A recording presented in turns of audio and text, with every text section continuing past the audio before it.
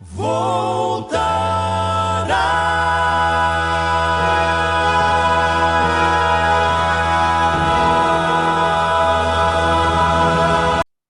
Olá, amigos, irmãos, a paz do Senhor Jesus Cristo. Estamos aqui mais uma vez neste canal para continuarmos o nosso estudo de escatologia bíblica. Hoje é a aula número 6 e vamos abordar um assunto muito interessante, principalmente para a Igreja do Senhor Jesus Cristo, que é justamente sobre o arrebatamento da Igreja, né? E fazemos aqui o nosso convite para você seguir conosco. Nosso canal lá no YouTube, Paulo Rogério da Cunha, estão sendo postadas todas as aulas. Esteja à vontade para ir lá, ver, rever, né? E se inscrever também. Tá? É um grande privilégio ter você nos acompanhando. Nós queremos, antes de iniciar, deixar o nosso agradecimento especial à igreja em Barra do Piraí e Piraí. Irmãos que estão nos acompanhando, estão nos incentivando, estão estudando a palavra de Deus. Né? Isso é muito bom. Obrigado, irmãos. Também, pastor José Maria Júnior, esse fluminense aí de nascença, mas mineiro de coração. Deus te abençoe, pastor. Deus te abençoe pela divulgação aí também na região de Piraí e Barra do Piraí. Estamos juntos nessa, no caminho do Mestre. Deus abençoe vocês. Bom, arrebatamento da igreja. Eu quero estar, no dia de hoje, levando esse assunto a você de uma maneira bem tranquila, bem calma, olhando ponto por ponto e trazendo a você, né, junto com o Espírito Santo, o entendimento sobre este acontecimento. É um acontecimento único e exclusivo para os salvos, ok? Então, somente os salvos em Cristo Jesus participarão do arrebatamento. Então, vamos lá? Deixa eu colocar meu PowerPoint para nós iniciarmos a aula de hoje. Escatologia bíblica. Vou aumentar aqui. Aula número 6. O arrebatamento da igreja. Gostaria de ler com vocês esses três textos que estão aí. E é em cima deles que nós vamos trabalhar a aula de hoje, ok? Então, vamos lá. Você que está com a sua Bíblia, seu celular, vamos nos acompanhar aí. O primeiro texto está na carta de Paulo a Tessalonicenses, sua primeira carta, no capítulo 4, no verso 13 ao verso 18. Lembrando que Paulo está escrevendo à igreja em Tessalônica, onde havia naquela igreja alguns que estavam entristecidos com a falta da esperança da volta do Senhor Jesus Cristo. Então, Paulo redige essa carta e tira esses versículos, no capítulo 4, para trazer a viva e eficaz esperança da volta de Cristo para a sua igreja. Vamos à leitura? 1 Tessalonicenses 4, de 13 a 18. Não quero, porém, irmãos, que sejais ignorantes acerca dos que já dormem, quer dizer, aqueles mortos em Cristo. Nós vimos isso na aula passada, sobre o estágio intermediário dos mortos. Para que não vos entristeçais, como os demais, que não têm esperança. Porque, se cremos que Jesus morreu e ressuscitou, assim também aos que em Jesus dormem, os salvos, que já partiram para a glória, Deus os tornará a trazer com ele.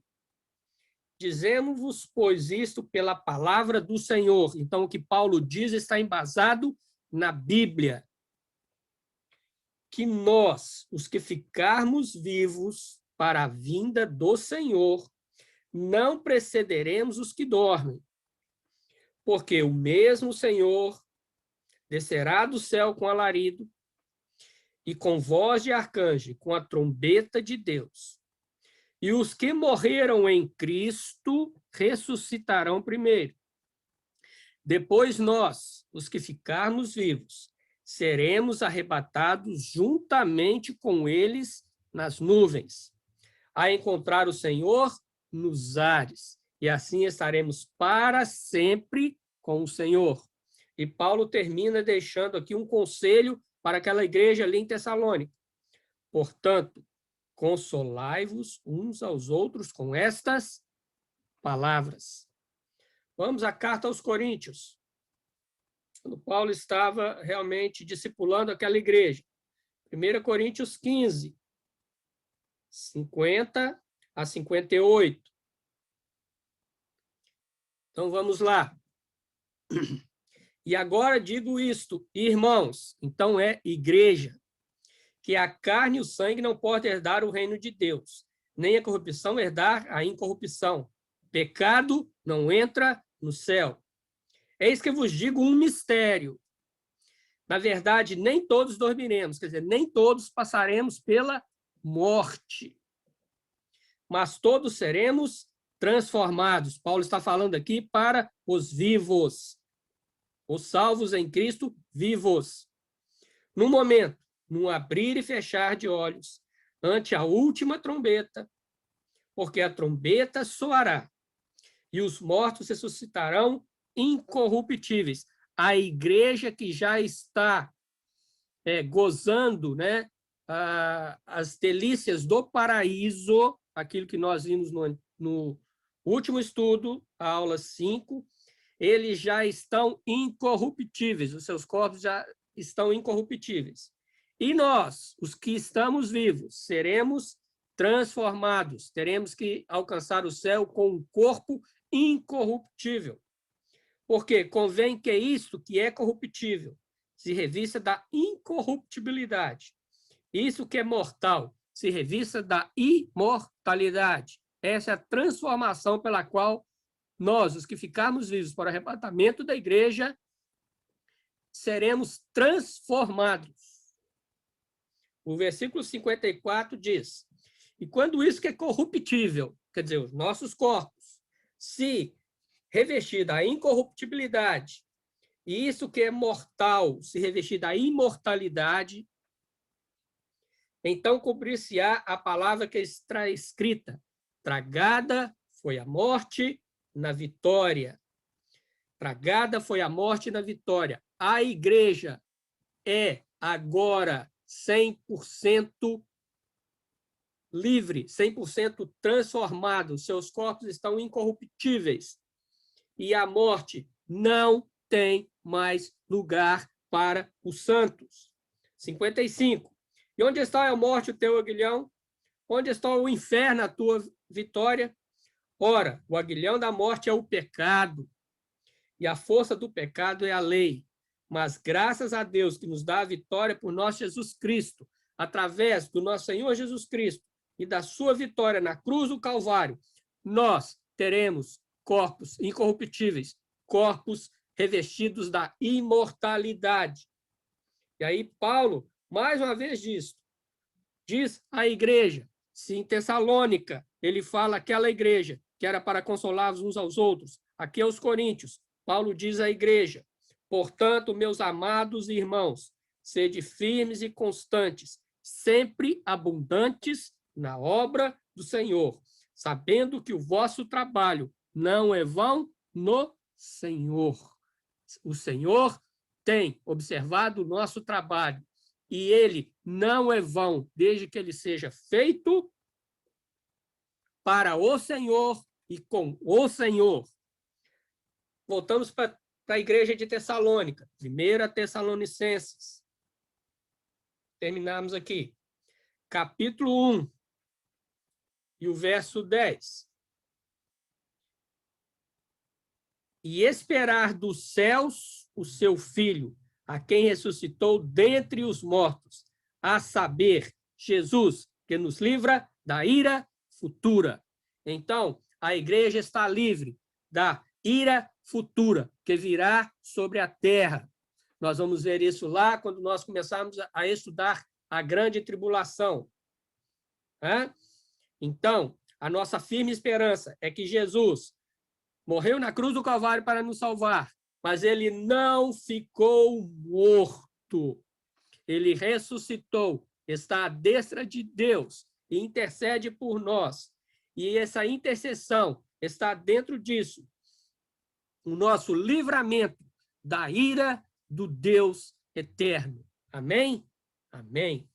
Então, vamos voltar para o texto de Tessalonicenses, capítulo 4,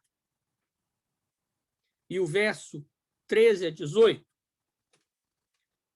Aqui nesse texto, existem alguns segmentos, existem partes da qual o arrebatamento da igreja acontecerá. Então, é um momento agora de nós tirarmos muitos mitos ou muitos pontos duvidosos, ou muitas falas mesmo errôneas, talvez não de propósito, mas porque às vezes não se atentaram adequadamente para o que diz a palavra do Senhor. Então, vamos lá. Primeira coisa, veja bem, Paulo esperava o Senhor para os seus dias. Ele esperava o arrebatamento da igreja em vida. Este é o primeiro exemplo. Nós temos que esperar o Senhor vir nos buscar em vida, em vida. Quando Paulo fala, nós, os que ficamos, ele estava se incluindo e esperando em que visse a volta do Senhor Jesus para buscar a sua igreja ainda em vida. Isso é uma bênção, irmãos. Isso é uma bênção da qual nós devemos estar atentos. Então, vamos lá. Primeira coisa, o Senhor virá nos ares. O Senhor Jesus não tocará seus pés na terra, no evento do arrebatamento da igreja. Então, vamos separar aqui. A primeira vinda do Senhor Jesus Cristo significa a primeira vinda do Senhor Jesus Cristo na terra. Foi quando ele nasceu lá em Belém, como um neném, lá na manjedoura. Essa é a primeira vinda de Jesus Cristo na terra. A segunda vinda do Senhor Jesus Cristo à terra não será no arrebatamento da igreja. Foi como eu disse, o arrebatamento da igreja é exclusivamente para os salvos. A segunda vinda do Senhor Jesus Cristo a essa terra será para julgamento. Está lá em Apocalipse. E nós vamos ver isso também mais para frente. Quando a guerra do Armagedon estiver no seu final, ele voltará em glória. E aí será a sua segunda vez em que ele tocará esta terra com os seus pés. Então, vamos separar. O arrebatamento da igreja vai ser nos ares. O arrebatamento da igreja acontecerá o seu encontro nos ares com o Senhor Jesus. E daí estaremos para sempre com ele. Jesus não toca a terra. Então, arrebatamento da igreja e segunda vinda de Cristo à terra são assuntos diferentes para públicos diferentes. Ok? Então, vamos continuar. No verso 15, Paulo diz o seguinte: nós, o que ficarmos vivos para a vinda do Senhor, não precederemos os que dormem. 16, porque o mesmo Senhor descerá do céu com alarido e com voz de arcanjo e com a trombeta de Deus. Muitos dizem que essa trombeta de Deus é a mesma trombeta lá da sua segunda vinda. Não é. Ela é uma trombeta. A da segunda vinda é outra trombeta. Nós vemos isso em diversas passagens da Bíblia, em que a trombeta de Deus soará. Então, especificamente, dentro da escatologia, ela soará para os salvos e depois, na sua segunda vinda, ela soará para aqueles que, infelizmente, não receberam a Jesus. A trombeta vai soar. não é? Nós vimos isso também em Coríntios, capítulo 15, e vocês podem reler, 50 a 58. Ok? Então, não vamos misturar as coisas. A igreja ouvirá a trombeta de Deus. E com grande alarido, quer dizer, com grande som. E quando o Senhor Jesus voltar na sua segunda vinda à terra, também haverá trombeta e haverá o quê? Haverá som e haverá alarido. Muitos dizem, é a última trombeta. Sim, para a igreja será a última trombeta. Porque o anjo a tocará. E será o momento em que os salvos serão redimidos para sempre. Na segunda vinda do Senhor Jesus Cristo na segunda vinda do Senhor Jesus Cristo a essa terra para julgá-la, também haverá uma trombeta. Ela vai soar, avisando a todos que Jesus está vindo como Rei dos Reis e Senhor dos Senhores.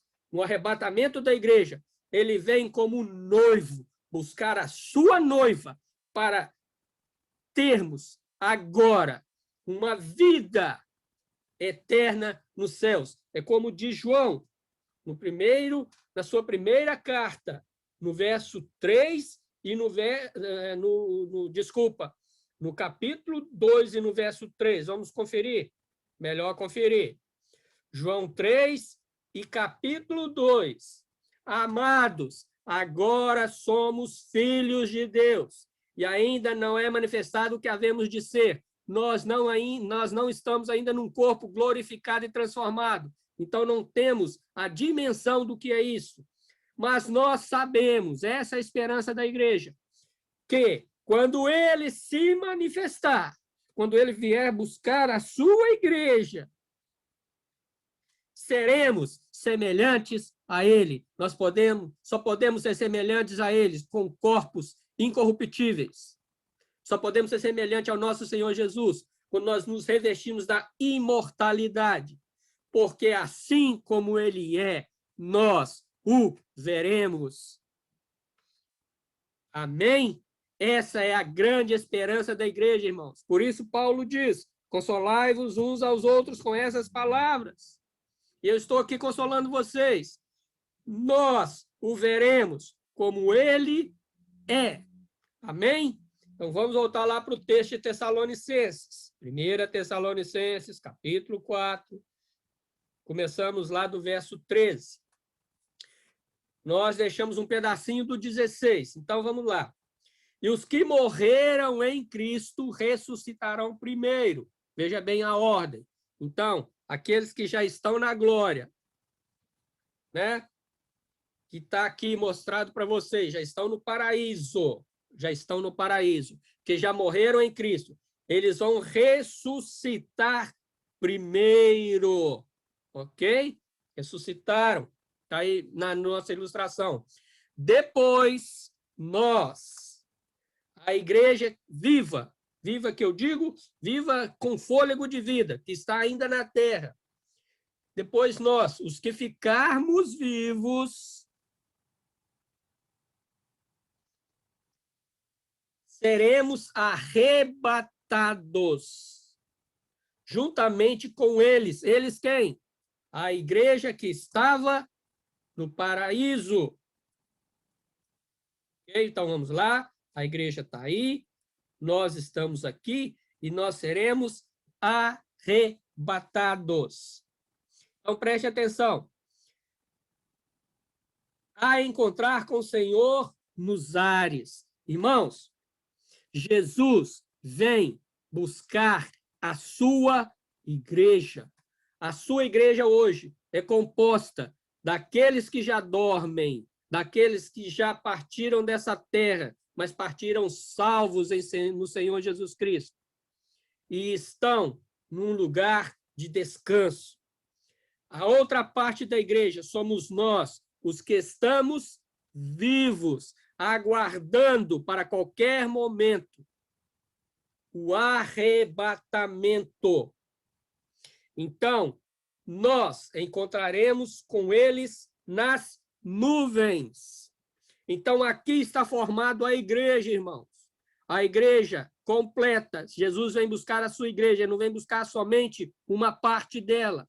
E para o Senhor Jesus buscar a sua igreja, primeiro terá que acontecer o seu encontro nas nuvens, as duas partes. A igreja que já dorme, que já descansa no Senhor, e a igreja viva e eficaz, que ainda está na terra e está disseminando o evangelho. Depois desse encontro, aí nós vamos encontrar com o Senhor nos ares. A igreja agora está completa. Ela encontrará com o Senhor nos ares, todos com seus corpos incorruptíveis, com seus corpos glorificados. E a partir desse momento, é o que Paulo diz no final do verso 17. E depois que a igreja encontrar com o Senhor nos ares, nós estaremos para sempre com o nosso Senhor. Esse é o acontecimento. E todos estaremos indo para os céus. Amém? Amém. Bom, dentro do assunto arrebatamento da igreja, nós temos algumas linhas de pensamento.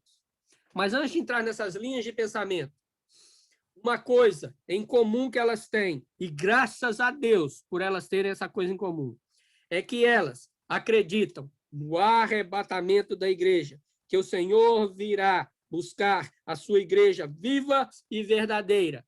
Amém? Então, nós vamos passar agora para as linhas de pensamento quanto à questão do arrebatamento da igreja. Então, nós temos a linha de pensamento pré-tribulacional.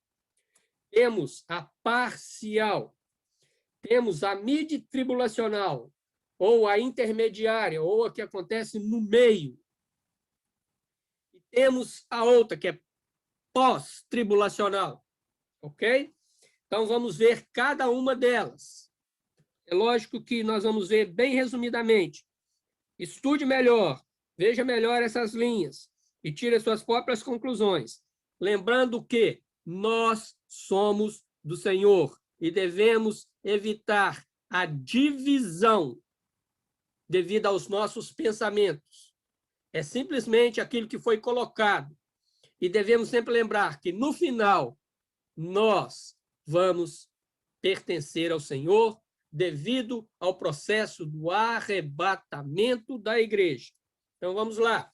O que diz a linha de pensamento pré-tribulacional? Então, nós temos a era da igreja, a tribulação e o milênio. Bem, todos os salvos vão estar nesse arrebatamento. Então, está aí o que está embaixo aí. O arrebatamento vai acontecer antes do início da grande tribulação e vai incluir todos os salvos em Jesus Cristo. O segundo é o arrebatamento parcial. Então, nós temos aí, dividimos aqui em 3 grandes áreas, que é a era da igreja, a tribulação e o milênio, e diz o seguinte: os cristãos espirituais serão arrebatados antes do início da grande tribulação. Já aqueles que são cristãos, tidos como carnais, eles serão arrebatados somente no final dos 7 anos da grande tribulação. Então, o que está escrito aí embaixo? No arrebatamento, somente irão os cristãos espirituais. Os cristãos carnais vão passar pela grande tribulação para receberem a purificação. Isso é o que diz a linha de pensamento parcial. Nós temos o mid-tribulacional, ou o intermediário, ou o meio. O que diz essa linha? Toda a igreja, todos os salvos em Jesus Cristo irão passar pela metade da tribulação. E nessa metade da tribulação, que são 3 anos e meio, Cristo virá e buscará a sua igreja. Então, os cristãos sofrem na primeira metade da grande tribulação. Isso é o que diz a linha de pensamento do mid-tribulacional. Temos o pós-tribulacional, que é a última linha de pensamento que vamos mostrar aqui. O pós-tribulacional diz o seguinte, que todos os salvos, a igreja do Senhor Jesus Cristo, passará pelos 7 anos da grande tribulação. Eles vão sofrer todo esse período. E no final dos 7 anos da grande tribulação, o Senhor Jesus virá e arrebatará a sua igreja.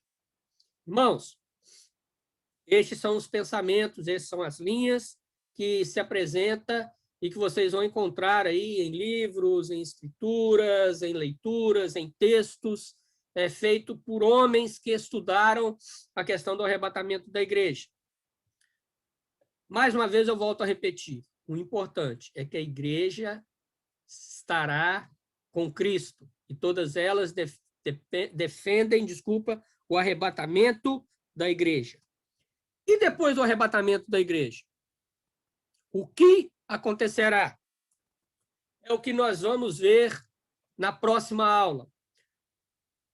Os cristãos chegando aos céus, vendo o Senhor Jesus Cristo como ele é, começará o tribunal de Cristo. E esse tribunal de Cristo, nós vamos estudá-lo também com bastante ponderação e calma na nossa próxima aula. Eu já te chamo desde já.